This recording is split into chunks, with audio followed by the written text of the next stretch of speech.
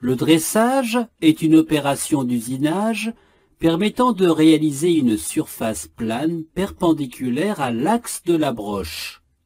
L'axe de la broche sera considéré comme l'axe de révolution de la pièce cylindrique ou conique qu'on souhaite usiner. Une seule direction de travail est donc possible, qu'il s'agisse de la réalisation de surfaces planes, extérieures ou intérieures. Le but est d'obtenir une cote de longueur. Nous disposons d'une pièce de longueur initiale L0 qui sera diminuée en une ou plusieurs passes pour arriver à la longueur usinée L1. Le mouvement de coupe MA est transmis à la pièce par l'intermédiaire d'un porte-pièce appelé mandrin de serrage. Le mouvement d'avance est matérialisé à l'aide du porte-outil transversal qui se déplace perpendiculairement à l'axe de la broche et donc de la pièce à usiner. Les outils utilisés pour ce type d'opération sont l'outil à dresser, l'outil à charioter et dresser, l'outil pelle. Ce type d'outil est utilisé si on doit réaliser une pièce qui comporte un épaulement.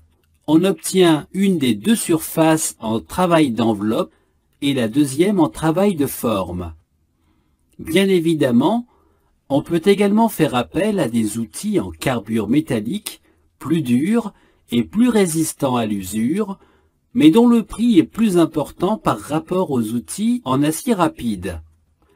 Dans le cas d'un travail de série, on utilise pour le blocage de la pièce les mordes du mandrin ou la butée de broche. Ceci permet de procéder à des réglages machines qui donnent un degré d'automatisation important à l'opération, même si elle est réalisée sur une machine traditionnelle. Nous présentons ici un exemple de réalisation de dressage pour une production de petite série sur une pièce dont la longueur sortie du mandrin est assez importante, ce qui crée un porte-à-faux. Cet aspect doit être pris en compte dans le choix des paramètres de coupe, car la longueur sortie de la pièce limite par exemple la profondeur de passe à prendre.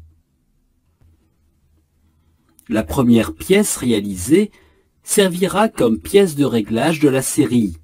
Pour ce type d'usinage, avec des pièces de type arbre long, on réalise le dressage sur un côté de toutes les pièces de la série. Les paramètres de coupe importants sont la vitesse de coupe et l'avance, choisis en fonction de la matière à usiner, de la matière de l'outil, des efforts estimés pour l'usinage ou encore en fonction du type d'opération, ébauche, demi-finition ou finition. La puissance de la machine est aussi un élément très important dans ce contexte, afin de limiter les efforts et les vibrations, et pour créer des conditions optimales d'usinage, on limite également la longueur de sortie de l'outil du porte-outil. Il faut faire aussi attention au sens de rotation de la pièce, au mouvement d'avance et au positionnement de la partie active de l'outil. Le blocage du traînard est également impératif. C'est ce blocage qui conditionne l'obtention des surfaces planes, car il limite les vibrations longitudinales pouvant apparaître durant l'usinage. Avant d'installer la pièce à usiner, on mesure sa longueur initiale. Nous pouvons maintenant procéder à sa mise en place. On la bloque à l'aide de la butée broche ou des mords du mandrin, en mettant une face en appui. Privilégiez aussi les mesures ultérieures qui permettront de vérifier certaines cotes intermédiaires sans démonter la pièce. Une fois la pièce installée dans le mandrin, on procède au réglage de l'outil. La tourelle porte-outil amovible comporte une manette de blocage. Si les dimensions de l'outil sont trop petites par rapport au porte-outil, on peut faire usage d'une cale. Le réglage de la hauteur dite de pointe de l'outil sera fait à l'aide de l'écrou de réglage. Le contre-écrou, lui, permet d'assurer le serrage final. Faisons attention aussi au bon positionnement de la hauteur de pointe. Un positionnement trop bas favorise l'apparition d'un téton, tandis que le positionnement trop haut de l'outil provoquerait la collision de la face de dépouille de l'outil avec la pièce, ce qui aura pour conséquence la destruction de l'outil en raison de l'impossibilité de l'arête de coupe d'atteindre le centre de la pièce. On prend comme origine pour la première pièce de la série la face à usiner. Une fois les réglages de l'outil terminés, on bloque le traînard et on tangente l'outil et la pièce à l'aide du chariot porte-outil supérieur grâce auquel on réalisera ensuite la prise de passe en vue de l'usinage. Le résultat est facilement visible car l'outil laisse une trace circulaire sur la pièce, trace visible surtout sur les pièces brutes un peu oxydées. Une fois cette opération effectuée, il est nécessaire de mettre à zéro le vernis du tambour associé au porte-outil supérieur, ce qui permettra de contrôler la prise de passe, donc la profondeur de matière usinée.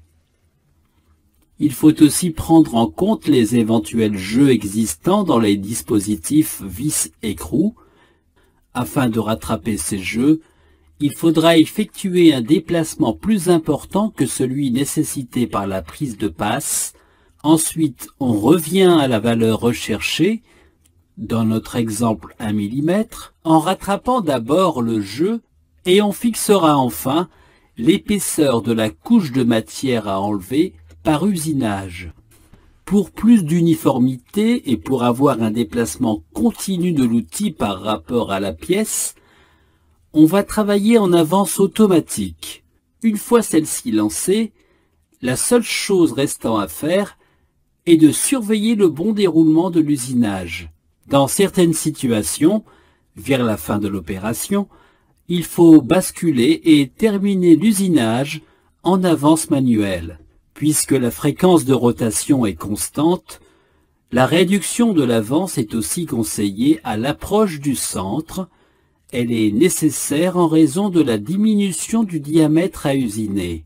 Puisque la pièce tourne et que l'outil enlève de la matière sur la circonférence, une fois l'axe dépassé, il faut procéder au dégagement de l'outil, car le déplacement n'est plus nécessaire puisque toute la matière a été enlevée.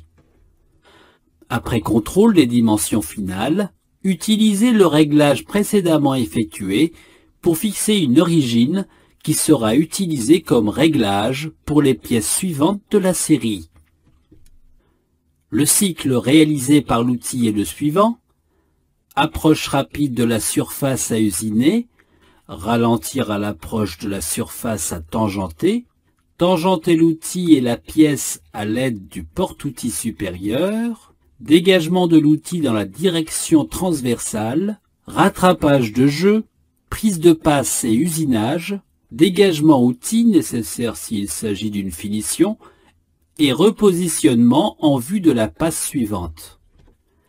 Les étapes suivies pour la réalisation de cet usinage sont: installation de la pièce sur la machine, installation de l'outil, réglage de l'outil, calcul et choix des paramètres de coupe, vitesse de coupe et avance notamment,